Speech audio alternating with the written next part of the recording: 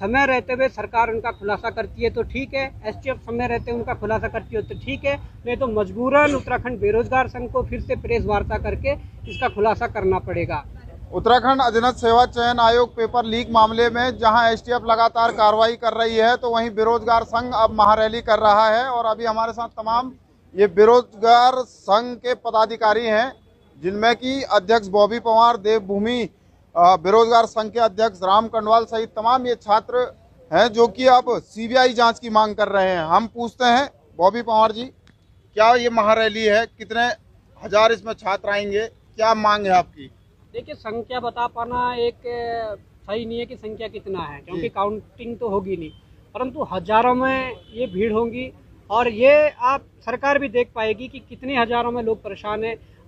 इसमें पूरा प्रदेश का बेरोजगार होगा, इसमें पूरे प्रदेश के अभिभावक होंगे और आज सरकार को ये पता लग जाएगी कि कितनी परेशान हमारी जनता है। 22 साल का जो ये सिस्टम, जो करप्ट सिस्टम है, उसके खिलाफ जो ये महारैली होने वाली है। और भी किन किन डिपार्टमेंटों के इनपुट है आपके पास जहां आपको लग रहा है कि धांधलियां हुई हैं? देखिए, धांधली क्या है, स्वास्थ्य विभाग में भर्तियों के नाम पर घोटाले हुए हैं, सहकारिता विभाग में भर्तियों के नाम पर घोटाले हुए हैं, और आप उच्च शिक्षा में भर्तियों के नाम पर घोटाले हुए हैं, यूकेएसएससी में भर्तियों के नाम पर घोटाले हुए हैं, यूकेपीएससी में, विधानसभा में और सचिवालय में। यूकेपीएससी का तो ये मामला है कि नियमावली के विरुद्ध जाकर यहाँ पर जो एक ऑडियो वायरल हुई थी, जिसमें एक महिला को प्रताड़ित भी किया गया था और महिला से कुछ डिमांड की गई थी उसके बाद कि आपको ज्वाइनिंग दी जाएगी, नौकरी दी जाएगी, उसी पैनल का ये मामला है। और ये हमारे पास पूरे कागज है, इसमें आरटीआई से लेकर आयोग की नियमावली लगी हुई है और नियमावली के हटकर काम किया गया है। जिन्हें नौकरी मिलनी चाहिए थी उन्हें नौकरी नहीं दी गई है, परंतु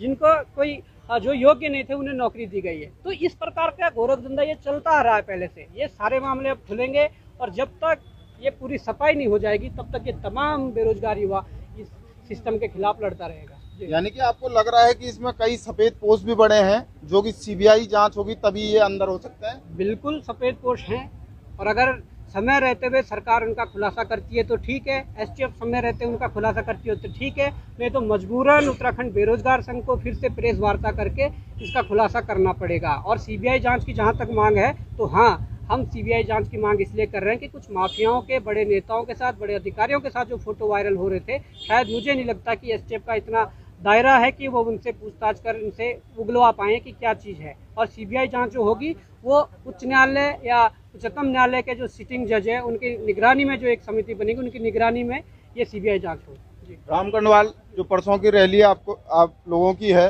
क्या ये चेतना रैली होगी कि शुरुआत हो चुकी है, अब जो भी धांधली करेंगे वो बख्शे नहीं जाएंगे?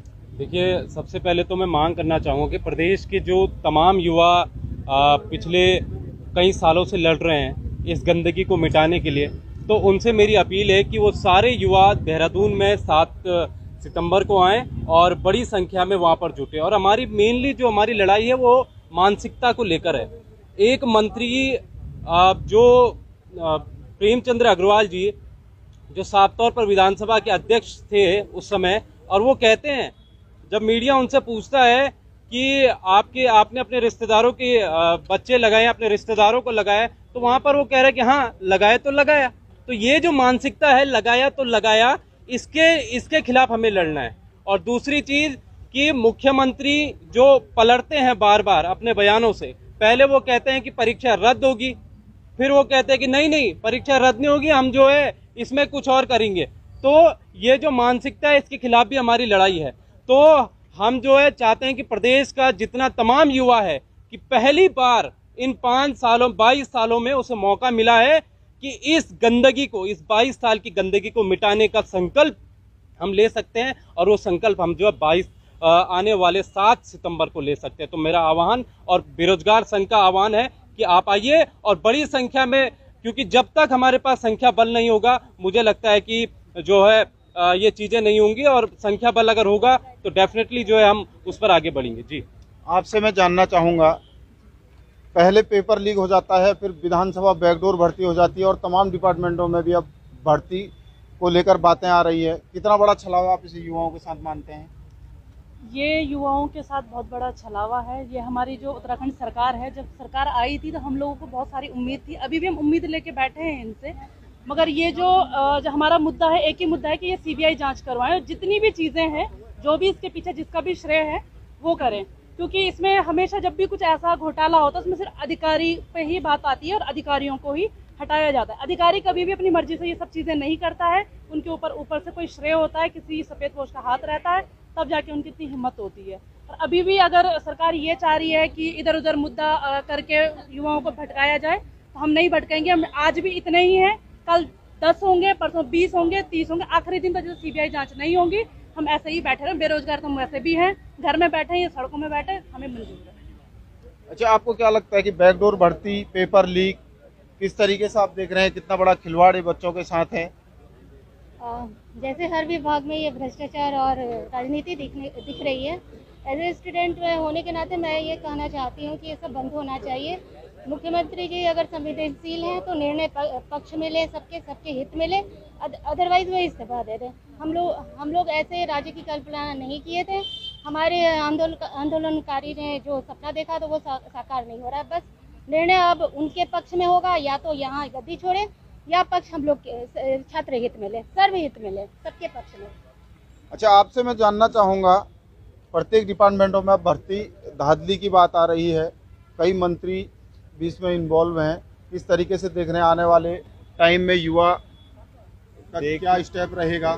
देखिए, उत्तराखंड का जो सिस्टम है वो अब एक भ्रष्टाचारी का पूरा समुंदर हो गया है, जिसमें बड़े बड़े मगरमच्छ पैदा हो गए हैं और वो उत्तराखंड के युवाओं के अधिकारों पे डाका डालने लग गए हैं। तो लगातार ये आज की बात नहीं है, ये लगातार जो 22 सालों से उत्तराखंड का पूरा सिस्टम कैंसर की तरह ग्रस्त हो चुका है और उत्तराखंड के युवाओं के हकों पे डाका डालने जा रहा है। तो अभी यही समय है कि जब युवाओं ने एक बारी बीड़ा उठा दिया है, तो इसकी पूरी सफाई करने का भी जिम्मा युवाओं के कंधे में है। क्योंकि ये राज्य हमें हलवे में नहीं मिला था, इस राज्य के लिए 42 बलिदान हुए थे, लगातार एक बहुत बड़ा संघर्ष हुआ था, तब जाके हमें ये राज्य बना। तब राज्य बनाने के लिए इतना संघर्ष हो गया है, तो राज्य बचाने का जो जिम्मेदारी है वो हम सब युवाओं के कंधे में, एक युवा जो यहाँ खड़ा है उनके कंधों में है, और उस जिम्मेदारी का निर्वहन हम सब करेंगे। बॉबी पवार जी ने जब इस घोटाले को खोला था, उसके बाद से लगातार युवा जुड़ गया है और प्रदेश भर में आवाजें अब उठने लग गई है। और 7 तारीख की जो हमारी महारैली है, उसमें हम जो ये करप्ट सिस्टम है इसको साफ करने के लिए अब हम जुट जाएंगे और एक एक युवा घर से निकलेगा। और मेरी अभिभावकों से भी अपील है, जो भी युवा हैं उनके अभिभावकों से भी अपील है कि अगर आप चाहते हैं कि आपके भविष्य में जो आपके बच्चे हैं उनका भविष्य सुरक्षित रहे और उनके भविष्य में हकम सिंह जैसे अन्य लोग डाका ना डाल पाएं, गिद्ध जैसी नजरें से उनको नोच ना पाएं, इसलिए आप लोगों का भी अब सड़कों में आना जरूरी हो गया है, ताकि ये राज्य जो बना है इसका निर्माण एक बार फिर से हम करें। थैंक यू दैनिक उत्तराखंड से बात करने के लिए। ये तो तमाम बेरोजगार संघ के पदाधिकारी हैं और शहीद स्मारक में है अभी, और शहीद स्मारक से आज इन लोगों ने प्रेस कॉन्फ्रेंस की है और अब ये शुरुआत करेंगे। परसों इनकी महारैली है, जिसमें कि इनका कहना है कि जो भी अभी तक राज्य बनने के बाद जो भी अभी तक भ्रष्टाचार हुए हैं उसको लेकर युवा सड़कों पर उतरेंगे। उनका ये भी कहना है कि जितने भी अधिकारी सफ़ेद पोस्ट में इन्वॉल्व हैं, अगर में उनका जल्द खुलासा होकर वो अंदर नहीं होते हैं तो आने वाले टाइम में फिर बेरोजगार संघ प्रेस कॉन्फ्रेंस करेगा और उन लोगों का भी खुलासा करने का काम करेगा। देहरादून से दैनिक उत्तराखंड के लिए मनोज चौहान।